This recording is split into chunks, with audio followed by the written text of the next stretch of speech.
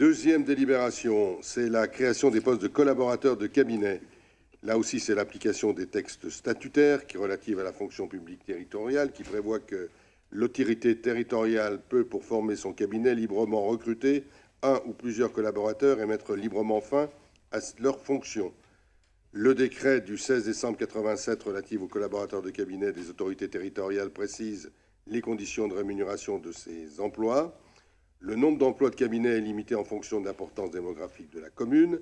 À Annemasse, la ville est surclassée dans la catégorie des villes de plus de 40 000 habitants par arrêté préfectoral du 22 septembre 2014 et a donc, dans cette strate de catégorie de ville, droit à 3 collaborateurs de cabinet au maximum.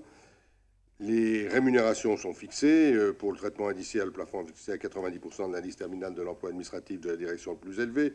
Pour le montant des indemnités, le plafond est aussi fixé à 90% du montant maximum du régime indemnitaire institué par délibération. Les collaborateurs de cabinet ont enfin droit au remboursement des frais de déplacement liés à leurs fonctions. Et je vous propose donc au Conseil municipal d'approuver pour la durée du mandat la création de 3 postes de collaborateurs de cabinet, d'inscrire évidemment en conséquence les crédits qui seront nécessaires au budget de la collectivité et des crédits qui seront reconduits régulièrement et d'autoriser bien sûr le maire à pourvoir au recrutement de ses agents. On n'est pas d'ailleurs dans l'obligation, c'est l'ouverture de 3 postes, ça ne veut pas dire qu'il y a forcément 3 collaborateurs de cabinet, c'est les possibilités qui sont données par les textes. Est-ce que vous avez des remarques, des questions? Pas de questions particulières, pas de remarques? Je vous propose de passer donc au vote. Est-ce qu'il y a des votes contre? Est-ce qu'il y a des abstentions? Eh bien, je vous remercie. Nous en avons terminé, ou presque.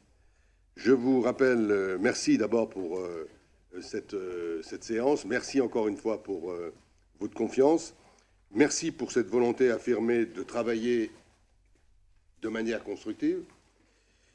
J'aurai donc l'occasion, comme je l'ai proposé dans mon intervention, de rencontrer M. Chaleil et bien sûr M. Gacquenay dans les jours qui viennent, et on verra comment on peut travailler, si on tombe d'accord sur la méthode, évidemment.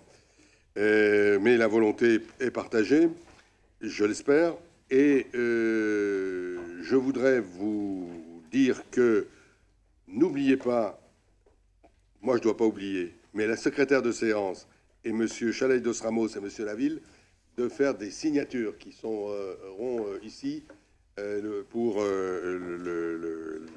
les procès-verbaux. Je vous signale aussi que les prochaines séances, je vous donne les 3 prochaines séances du Conseil municipal.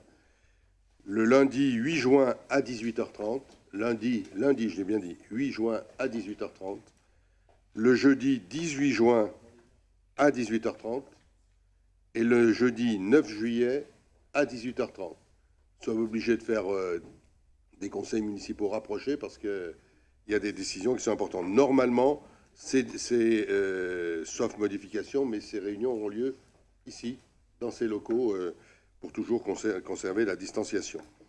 Je vous rappelle aussi qu'il est prévu une photo de groupe devant l'hôtel de l'Agglo maintenant, photo pour les adjoints et le maire, et qu'une séance de photographie individuelle pour tous les conseillers est prévue avant la séance du conseil municipal du 8 juin, mais prévue place de l'hôtel de ville, parce qu'on est quand même à l'hôtel de ville, et c'est important d'avoir cette situation. Elle est prévue d'abord dans le salon des mariages de 17h à 18h15. Vous savez que ces photos, c'est pour le site de la ville, c'est utilisé par le service de communication, évidemment.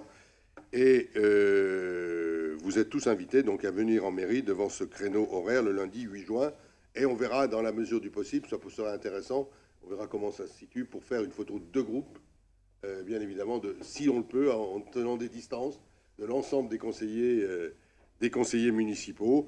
Vous aurez la possibilité, bien sûr, de faire une photo d'un groupe, bien sûr, et puis des autres groupes, on pourra le faire. Notre photographe est là et sera à la disposition de chacun. Madame Meika veut avoir le dernier mot. Non, non, pas du tout. C'est une dernière demande. Non, je vous laisse le dernier mot. Il n'y a pas de souci. Juste, on a une petite demande, c'est de savoir si les conseils municipaux pourraient être, si on pouvait les envisager à 19 h et pas 18 h 30. Nous, on est tous en activité professionnelle. On a du mal à finir à 18 h 30. Et voilà, c'est une requête du groupe pour savoir s'il est possible de mettre les conseils à 19 h. J'enregistre votre demande, voilà. Et on va voir comment on pourra y répondre. Voilà. Après, c'est de voir l'heure de fin du conseil municipal aussi, qui est un problème. Mais j'enregistre votre demande et ça fera partie des discussions qu'on aura sur la suite. Merci, Madame Meika. Monsieur le directeur général des services a une communication technique à vous faire. Ce sera très très rapide, c'est simplement pour vous prévenir que dès le prochain conseil municipal, le 8 juin, des tablettes informatiques vous seront remises. Voilà, et donc du coup, si certains d'entre vous étaient déjà dotés d'équipements, il faudrait que vous puissiez les ramener ce jour-là. On fera un échange. Voilà. Oui. Voilà, c'était juste cette information-là, de façon à ce qu'après, parce qu'effectivement, on fonctionne de façon très dématérialisée sur tout ce qui est transmission des documents liés au Conseil. La contrepartie, c'est effectivement que vous disposiez de l'outil vous permettant d'accéder à ces documents. Très bien, merci à tous. Voilà, merci à tous. Et rendez-vous donc pour la photo pour les adjoints. Et puis, rendez-vous au lundi 8 juin pour l'ensemble des conseillers municipaux. Merci, bonne soirée.